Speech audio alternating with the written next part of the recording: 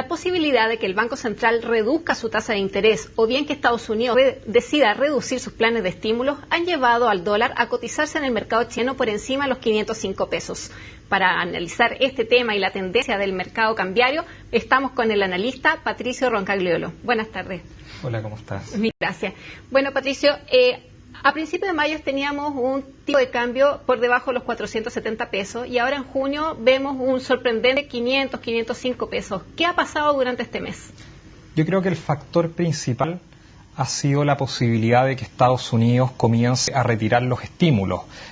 Podemos discutir si el mercado ha sobrereaccionado o no sobre esa posibilidad, pero la subida del dólar en Chile no obedece a un factor interno, no obedece a las tasas de interés o en particular al precio del cobre. Vemos que el dólar ha subido en forma generalizada en prácticamente todos los países emergentes y sin ir más lejos en la región ha subido en magnitudes similares durante el mes pasado, estos en torno al 6%. Por lo tanto, el principal factor es común para todos los países y ese factor es la posibilidad de que el FED comience a retirar los estímulos. Mientras eso no se desea en Estados Unidos, ¿esta tendencia alcista entonces debería continuar, mantenerse?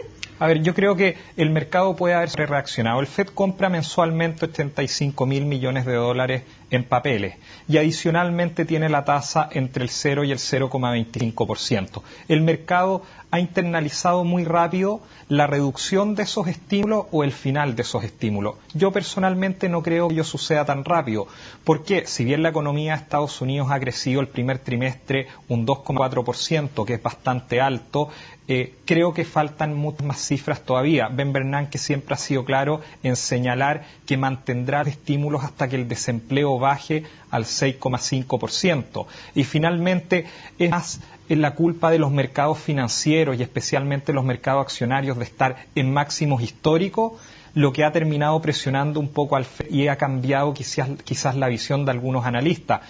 Yo creo que el desempleo no va a ceder tan fácilmente, de hecho, sin ir más lejos, el mes pasado subió una décima del 7,5 al 7,6, por lo tanto creo que cualquier retiro de estímulo sería mucho más para finales de año o comienzos del próximo año que por ahora en el corto plazo. Mientras tanto, tenemos también cifras bastante mixtas en China, lo que ha impactado también el precio de las materias primas. ¿Por qué no relacionas tanto lo que ha pasado en el mercado cambiario chileno con el factor China y cobre? A ver, sin duda China es un factor relevante. El primer trimestre que creció al 7,7%, se espera que pueda desacelerarse un poco al 7,5%. Sin ir más lejos, hoy día conocimos las exportaciones con un crecimiento bastante paupérrimo e incluso las importaciones se contrajeron un 0,3%. Es un factor relevante, pero no hay que olvidarse que habíamos visto el precio del cobre entre 3.20 y 3.40, incluso más abajo, y vimos el dólar también en 470 pesos. Por supuesto que es un factor el menor crecimiento de China, el hecho que el cobre pueda seguir cayendo, se habla del fin del superciclo, pero finalmente la caída del cobre no es el factor quizás relevante, porque el dólar ha subido en todo el resto de los países de la región. Por lo tanto, el factor común que hay creo que sigue siendo el FED, si bien las materias primas han cedido terreno, por supuesto, y siempre va a ser un factor, pero lo que hace que los bancos extranjeros principalmente comiencen a comprar en forma masiva, no hay que olvidarse que el mes de mayo compraron alrededor de 7.800 millones de dólares en contratos a futuro. Por lo tanto, el por qué se compra eso en mayo, si el precio del cobre ya estaba más abajo, incluso el mes de abril, es específicamente por el factor FED y la probabilidad de que terminen o disminuyan los estímulos. ¿Hasta cuándo se puede sostener este nivel de 500 pesos? A ver, yo creo que por ahora este factor de riesgo va a seguir rondando en el mercado.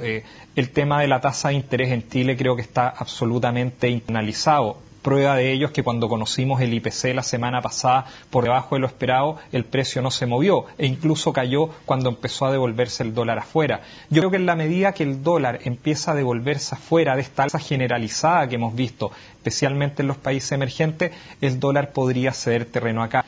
Creo que dada la fuerza de las compras no debería ser algo tan rápido en una magnitud similar a la subida. Por lo tanto, creo que es más razonable pensar que pueda quedarse entre 490 y 510 pesos.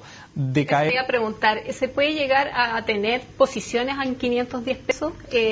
puede llevar la demanda por dólares hasta ese precio? La verdad, estamos prácticamente en 505, hablamos de un 1% adicional, no es una gran subida. Creo que la gran subida ya se produjo desde los 470 hasta los 500 pesos. De hecho, algunos, y me incluyo entre ellos, nos ha sorprendido verlo por sobre los 500 pesos. Por ahora las compras de bancos extranjeros desde afuera persisten, y si bien este mes han bajado mucho su intensidad, durante la primera semana de junio compraron alrededor de 1.500 millones de dólares, bastante menos que el ritmo que llevaban comprando durante mayo.